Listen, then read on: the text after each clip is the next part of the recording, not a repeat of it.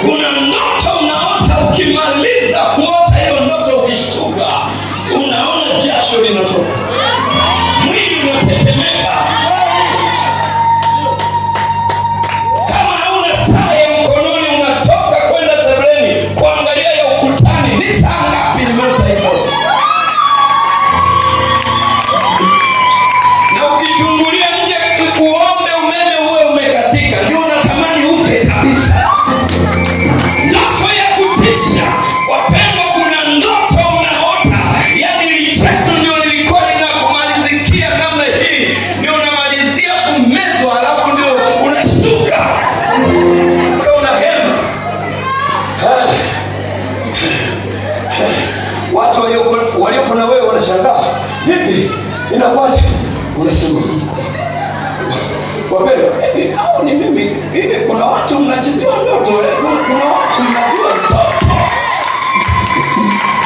Ndoto unaota ndoto, unakimbizwa, alafu kwenye ndoto unakimbia mbio yako ya mwisho, alafu unaona huendi, mpaka unajiuliza leo kuna nini, mbona mwendo wangu sio wenyewe? Unajaribu kuongeza mwendo kwenye ndoto, unachukua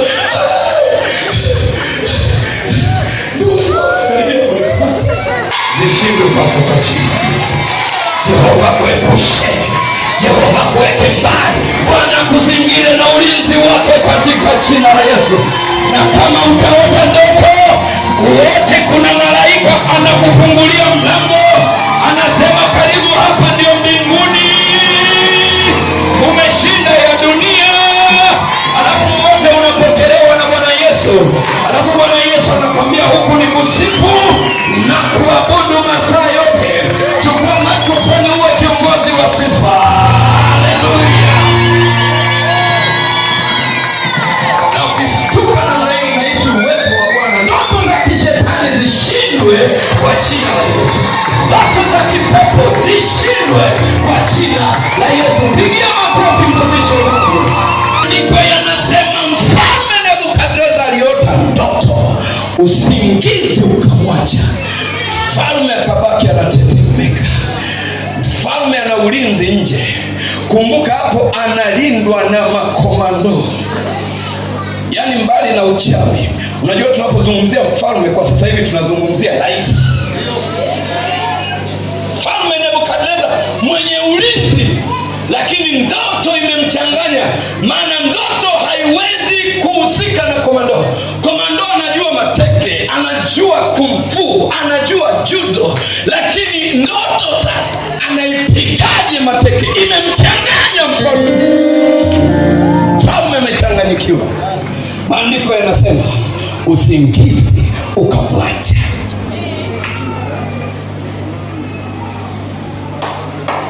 Ulipokucha asubuhi, anajaribu kuwaeleza wale washauri wake. Wanasema kuna nini mfalme? Anasema leo kwa umri wangu huu sijawahi kuota ndoto ya kutisha kama niliyoota.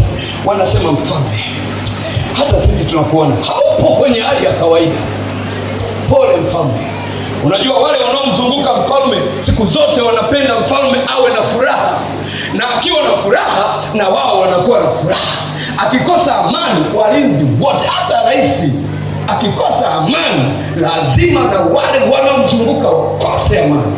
Wanatafuta tunafanyaje ili amani ya mfalme irudi. Wanapishana. Bwana vipi huko? Leo bwana, yaani mfalme yuko amekata tamaa kabisa, sijui tunafanyaje.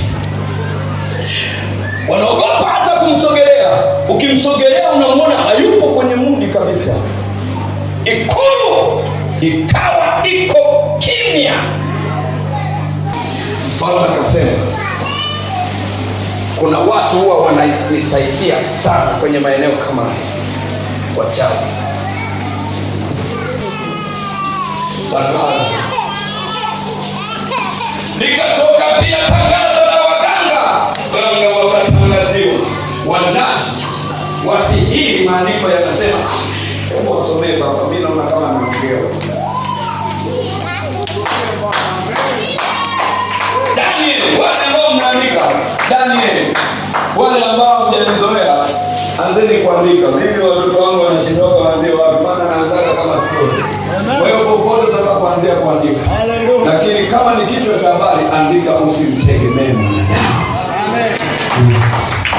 Anaweza kukupenda bila sababu na anaweza kukuchukia bila sababu.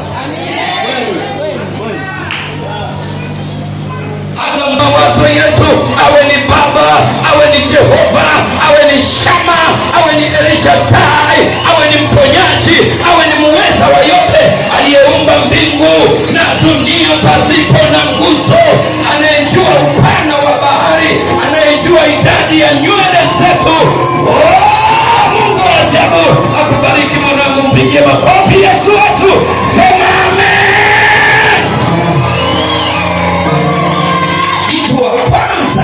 Mtu wa kwanza kuhitaji usaidizi kwa mfalme alikuwa ni mganga. Maandiko si yanasema, akasema waganga, watu wa pili na wachawi. Wa kwanza waliotawala moyo wake walikuwa ni waganga, alafu msaada ikishindikana kwa waganga ni kwa wachawi.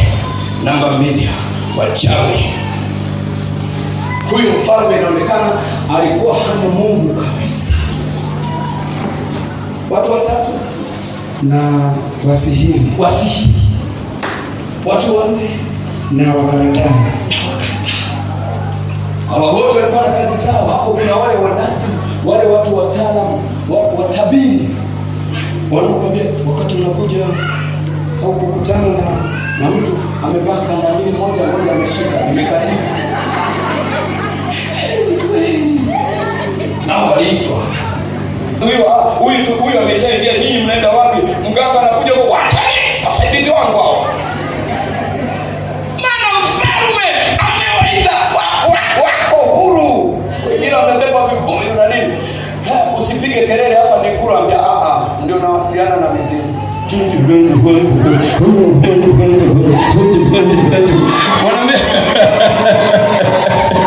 Wanamwambia mfalme kuna mtu anaingia na manyimbo hapa, analeta vurugu mheshimiwa. Mheshimiwa anasema jamani, nimevurugwa. Anaingia na nyimbo sawa, anayepiga vibuyu sawa. Sasa nifanyeje? Katika hao mmoja atanisaidia. Hapo sehemu ya heshima, sehemu ya utulivu, mtu anajilipukia. Unamuuliza mheshimiwa, tumtoe? Anasema huyo ndio ataleta msaada. Ilikuwa ni siku ambayo kila mtu vimbwanga vyake. Utamfanya nini? Wameitwa, wewe ndio una shida. Wanasikia tena kule mlangoni, mheshimiwa, kuna watu hapa watatu hatujaridhishwa na uvaaji wao.